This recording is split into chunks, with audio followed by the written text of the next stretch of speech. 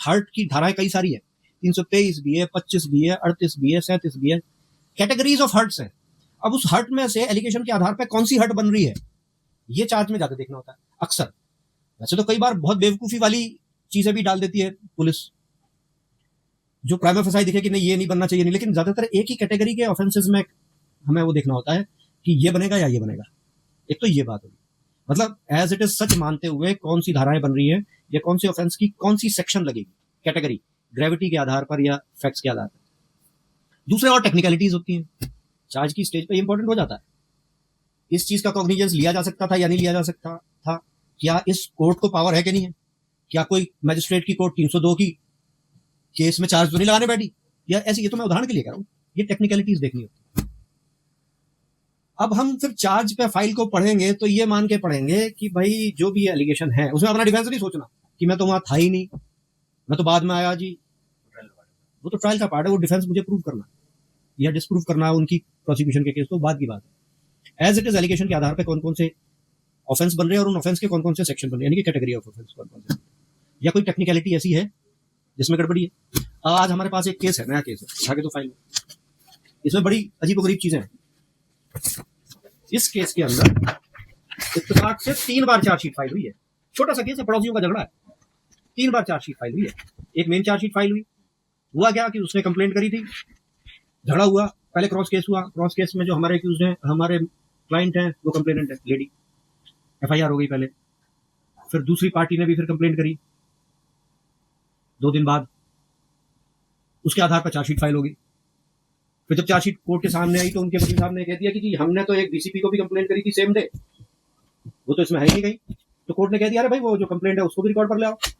वो कंप्लेंट को रिकॉर्ड में लाने गए तो डीसीपी कंप्लेंट थी या कुछ और बात हुई, उन्होंने उसके आधार पर दोबारा इन्वेस्टिगेशन दिखा के और चार्जशीट फाइल कर दी। उसने इसीलिए ये पॉइंट आउट किया था कि उस कंप्लेंट में 4 लोगों का नाम था और चार्जशीट 2 लोगों के नाम पे हुई, तो 2 लोग और ऐड हो गए। अब फिर वो दूसरी सप्लीमेंट्री चार्जशीट आ गई फर्दर इन्वेस्टिगेशन के आधार पर। अब एक और चार्जशीट आई है, क्यों कि नहीं उसमें 1-2 आई विटनेस हैं जो उनको, इसमें कुछ टेक्निकलिटीज होंगी। इसमें सेक्शंस जो लगाए हैं, 323 लगाया है, 341 लगाया, 506 लगाया, 34 लगाया, पड़ोसियों का झगड़ा है।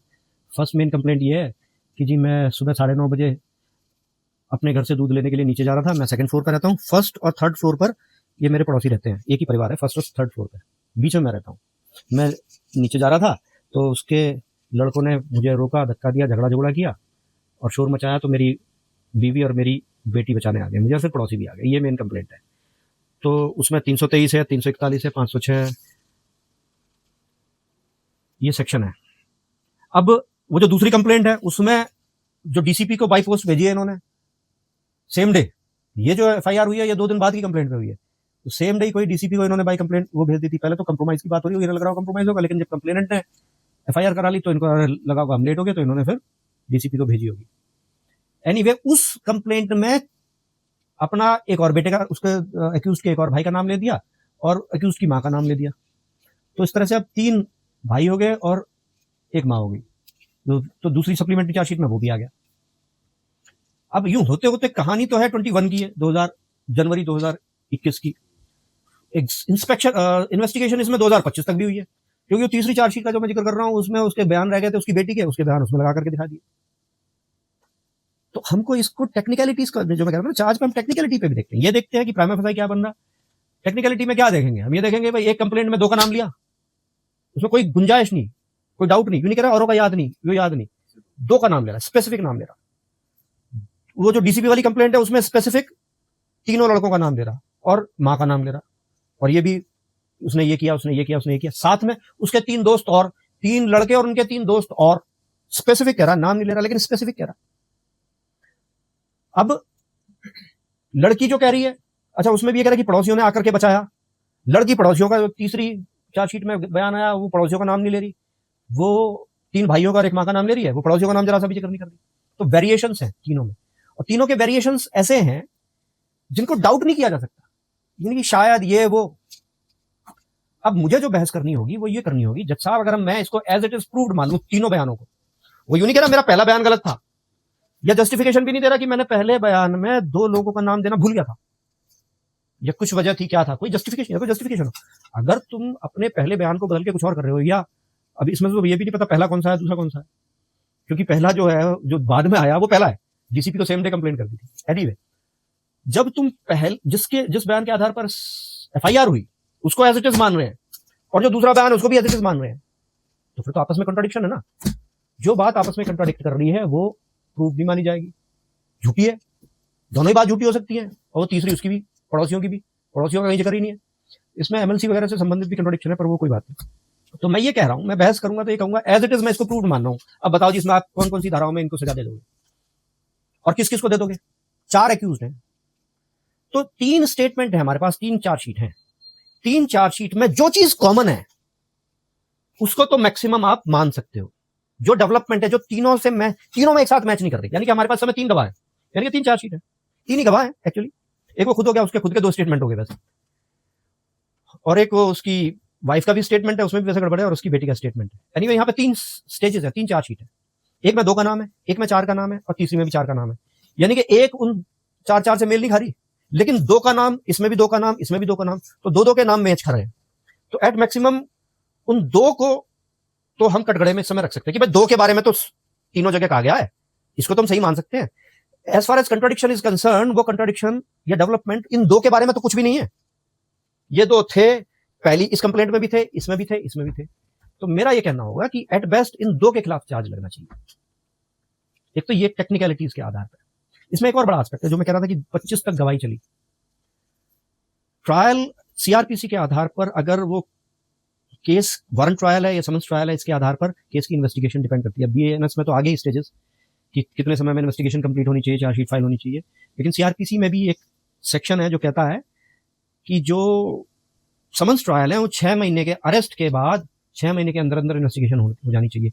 उसकी ऐसी भी जजमेंट मिलेगी और आपको देखनी होगी कि उसके बाद की इन्वेस्टिगेशन को हम कंसिडर नहीं कर सकते। तो मेरा जो रिस्पेक्ट ही रहेगा कि पहले तो इसको समन्स ट्रायल बनाना, और फिर उस 6 महीने के बियॉन्ड जो भी इन्वेस्टिगेशन उसको साइड में फेंको जी, आप कंसिडर ही नहीं कर सकते अनलेस वो परमिशन ऑफ द कोर्ट से ली हुई। इसमें भी थोड़ी सी टेक्निकलिटी आएगी, परमिशन ऑफ द कोर्ट या क्या है क्या नहीं है मामला, उसको भी हम डिस्कस करेंगे। सेक्शन है 323 समन्स ट्रायल, 341 देखो समन्स ट्रायल, 506 वारंट ट्रायल। इनके तीनों के वो देखो पनिशमेंट क्या क्या है। अब मैं क्या कर रहा हूं, मैं कह रहा हूं कि मुझे उस पर ले जाना है, इसको बियॉन्ड लिमिटेशन इन्वेस्टिगेशन हो रहा है, उस पॉइंट पे अगर ले जाना है तो मैं इसको खींचूंगा समन्स ट्रायल पे। उसके लिए मुझे 506 को टारगेट करना पड़ेगा। जब 506 गायब होता है तब ये समन्स ट्रायल बनेगा। हालांकि इसमें भी प्रॉब्लम रहेगी। वो प्रॉब्लम ये रहेगी कि वो कहेंगे कि इन्वेस्टिगेशन के टाइम पे तो ये वारंट ट्रायल ही था। आप ही तो बहस में कह रहे हो कि 506 नहीं बनता, तो मैं तो यही कह रहा हूं 506 शुरू से नहीं बनता। आपने इन्वेस्टिगेशन करी, ठीक से नहीं करी है, मेरे हिसाब से तो 506 शुरू से नहीं बनता। क्यों नहीं बनता? तो मैं 506 की टेक्निकलिटीज देखूंगा। इसमें 506 की लैंग्वेज है कि हम 506 आईपीसी के बारे में बात कर रहे हैं। 506 की लैंग्वेज है कि हमें जान से मारने की धमकी देते हैं। पहली जो कंप्लेंट है ना, उसमें लिखा है, जहां से 506 बन रही है वहां लिखा है, जो उपरोक्त दोनों लड़के मुझे जान से मारने की धमकी देते हैं। मैं उस समय अपनी आपको कोई शिकायत नहीं दिया था, अब मैं ये शिकायत दे रहा हूं। तो ये मुझे जान से मारने की धमकी देते हैं। कोई भी ऑफेंस केवल एलीज कर देने से नहीं बनता। उसको एक विटनेस जो है, उसने जो देखा सुना वो कहना चाहिए। जान से मारने की धमकी देते हैं तो वो क्या शब्द इस्तेमाल करते हैं, तुझे जान से मार देंगे या तेरे परिवार को जान से मार देंगे, ऐसे शब्द उसका तुम्हें बताना चाहिए। जान से मारने की धमकी देते हैं, इसमें से नहीं चलेगा। थ्रेट में 506 में एक और इंपॉर्टेंट एस्पेक्ट, धमकी किस बात की होती है? धमकी यूं नहीं कि मैं तुझे देख लूंगा, नहीं। धमकी इस बात की होती है कि तू ये काम कर दे वरना मैं तुझे ऐसा कर दूंगा। उसमें वरना शब्द होना चाहिए। तुमको इस एस्पेक्ट पर देखनी है जजमेंट्स। वरना तुझे ये मान जा, तू आगे से यहां ना दिखाई दे जाइए, वरना तुझे जान से मार दूंगा। तो जान से मारने की धमकी से डर के आप किसी काम को न करो और आपके मन में डर बैठ जाए। दो एस्पेक्ट हैं, किसी चीज को, काम को न करने के लिए धमकी देना, और उस धमकी देने के बाद आपके मन में डर बैठ जाना कि ये कल मेरे को जान से मार सकता है। छोटा सा उदाहरण मारो, बड़ा अजीब सा उदाहरण दे रहा हूं। सड़क पे चल रहे हो और पीछे दूर कुत्ता कोई भौं भौं कर रहा है, भौं भौं, तुम्हारा ध्यान भी नहीं पड़ा उस पर, क्या तुम डर गए उससे? कोई एकदम बहुत जोर से भौं, एकदम से तुम डरे और तुम संभल के ऐसे ऐसे चल रहे हो, घबरा रहे हो, वो धमकी है। धमकी वो है जो आपके अंदर टेरर क्रिएट करती है, जो आपकी लाइफ को इफेक्ट करती है। इस पर जजमेंट देखना। तो मेरा लाइन ऑफ डायरेक्शन ये रहेगा इसमें कि पहले तो मैं 506 पे वो करूंगा, और अगर मुझे लगा कि ये 506 जस्टिफाइड कर रहा हूं कि मैं नहीं हो रहा है, और ये केवल इतनी लाइन से 506 नहीं बन रहा, दोनों तीनों जगह जहां पर भी है वो सिर्फ इतनी लाइन है। तो ये नहीं कह रहे कि इन्होंने यूं कहा कि आगे से झीने में से संभल के चलियो या गंदा कर देता तू झीने को और ठीक से कर, नहीं तो जान से मार देंगे, और तू संभल के रह ले नहीं तो जान से मार देंगे, बोल मत दियो आगे से जान से मार देंगे। तो वो धमकी होती है, इस पर जजमेंट निकालना, स्पेसिफिक होना चाहिए, फैक्ट्स को देखो। हाँ, वो जो धमकी होनी चाहिए कोई वजह किसी काम को करने से रोकने के लिए होनी चाहिए। और फिर मैंने एक बार 506 हटाया तो 506 हटते ही वो मेरा ये समन्स ट्रायल में आ जाएगा। 341 323 मेरे हिसाब से समन्स ट्रायल है, समन्स ट्रायल में आ जाएगा। तो मैं वो जब भी इनकी अरेस्ट दिखाई है या इंटेरोगेशन दिखाया है उसके बाद के 6 महीने तक की इन्वेस्टिगेशन पर रोक दूंगा सर। मैं कहूंगा इसके बाद के आप जितने भी स्टेटमेंट है वगैरह वो आप कंसिडर नहीं कर सकते। इसी हो सकता है मैं ये भी करूं दूसरी चार्जशीट जो फाइल की है वो भी कॉग्निजेंस नहीं ले सकते, उसको कंसिडर नहीं कर सकते आप। तो ऐसे करके चलेंगे, एलिगेशन को एज इट इज पढ़ेंगे और उसमें कहेंगे कि एज इट इज पढ़ने पे भी तो कंट्राडिक्शन हो रहा है। जजमेंट आपको देखनी होगी कि अगर ऐसी जजमेंट मिलेंगी चार्ज की स्टेज पे कि चार्ज में लगी एलिगेशंस या एविडेंसेस को प्रूव्ड मानते हुए अगर उसको कन्विक्ट नहीं किया जा सकता था तो डाउट बियॉन्ड रीजनेबल नहीं माना जा सकता है इसको। डाउट बियॉन्ड रीजनेबल नहीं, वो ये कहते हैं कि प्राइमा फेसाई केस, चार्ज की स्टेज पे प्राइमा फेसाई केस देखना चाहिए। प्राइमा फेसाई केस में भी अगर आप एक्विट हो रहे हो तो फिर वो प्राइमा फेसाई केस कहां आ गया। प्राइमा फेसाई केस में भी अगर कंप्लेनेंट एक जगह 2 लोगों का नाम ले रहा है, एक जगह 4 लोगों का नाम ले रहा है, तो वो जो बाकी के 2 हैं एक्स्ट्रा वाले वो 2 कन्विक्ट नहीं हो पाएंगे क्योंकि कंट्राडिक्शन हो गया स्टेटमेंट में। वही 2 रह पाएंगे, वो भी और चीजें देखने के बाद। जो 2 रह गए उन पर ही कन्विक्शन होगा, जो 2 एक्स्ट्रा है क्योंकि आपस में कंट्राडिक्शन हो गया, एक जगह कह रहा है एक जगह नहीं कह रहा। तो इस तरह से ये भी जजमेंट देखनी है हमको कि एज इट इज अगर प्रूफ मान लिया जाए तो भी अगर एक्विट हो रहे हैं तो वो डिस्चार्ज होने चाहिए इसी स्टेज। ये तो इस पर जजमेंट भी देखना, वो सेक्शन ढूंढो कौन सा सेक्शन है, मैं नहीं बता रहा।